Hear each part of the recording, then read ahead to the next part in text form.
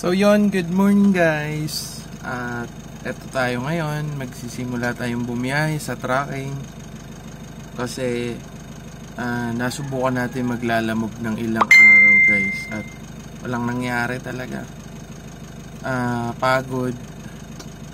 Tsaka di ganun kalaki yung kita. Totoosin lang. Kasi kung ibabawas mo yung porsyento ni lalamog tsaka yung gas, pagod lang yung meron sa'yo. Tsaka bugbog yung makina ng sasakyan. Eto ngayon, si Ellie, pinasok ko ngayon ng tracking. Kaya samahan nyo ko sa aking journey ngayong araw mga kaibigan. Ande na nga tayo sa first drop sa Ever Maligaya. Good morning, Ever! Nakapagpa-receive na nga tayo sa first drop mga kaibigan. At inantay na lang yung resibo. Ayan yung aking magiting na painante. Jordan shoes. At yun nga pala mga kaibigan, dito na kami sa amin second drop sa Landers ng Fairview, harap ng SM Fairview.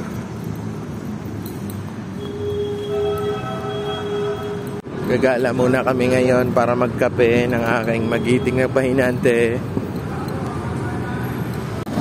Kape-kape. Azap-zap. Magkape muna tayo sa umagang kay ganda.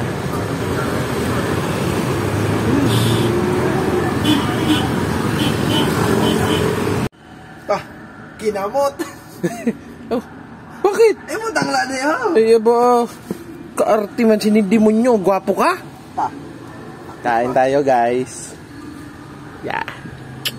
Buhay tracking mamen. Pagkaon na, pagkaon. Lamuna. Lamuna. Ulam. Paanong dinosaur. Tsaka chicken. At ito nga pala yung sitwasyon ngayon dito mga kaibigan. Nandito kami sa Landers Fairview. Iisa yung checker. Ang dami na naming nag-aantay na delivery magpa-receive, pero hindi pa rin nare-receive. May oras ang schedule dito yung amin alas 12. Ang oras ngayon 12:10 na, wala pa rin. Alam naman natin guys, yung sa mga kapwa ko delivery dyan, alam naman natin yung Landers, pag na late ka is may bayad yung penalty. Pero ngayon sila yung late, may bayad din kaya sila sa atin? Tanong lang. At yan nga mga kaibigan, mga guys, sila yung receiving ng Landers Fairview. Yan, nag-iisa si Madam tsaka si Sir.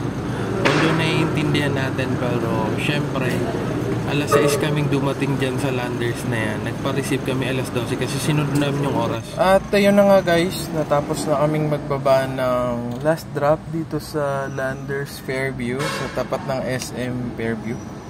At ayun, pagkatapos ng baba, inaantay namin yung resibo.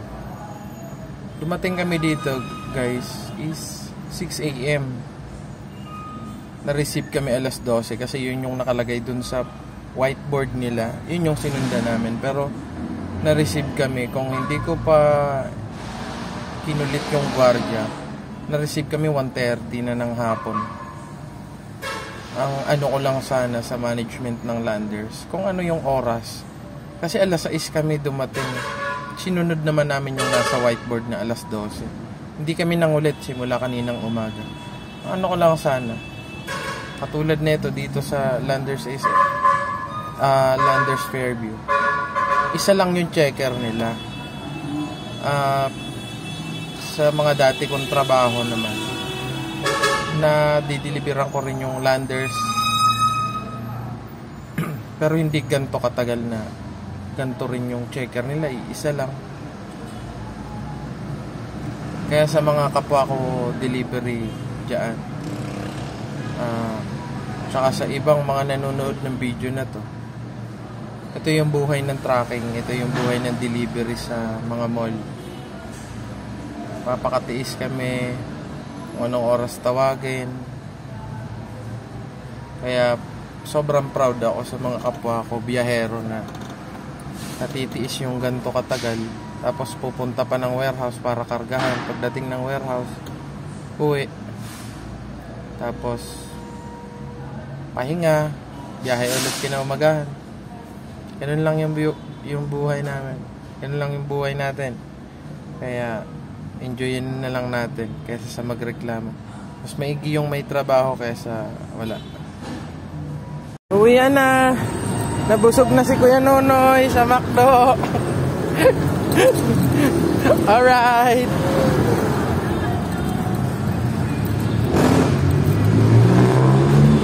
Kita-kits sa sunod na vlog natin, guys.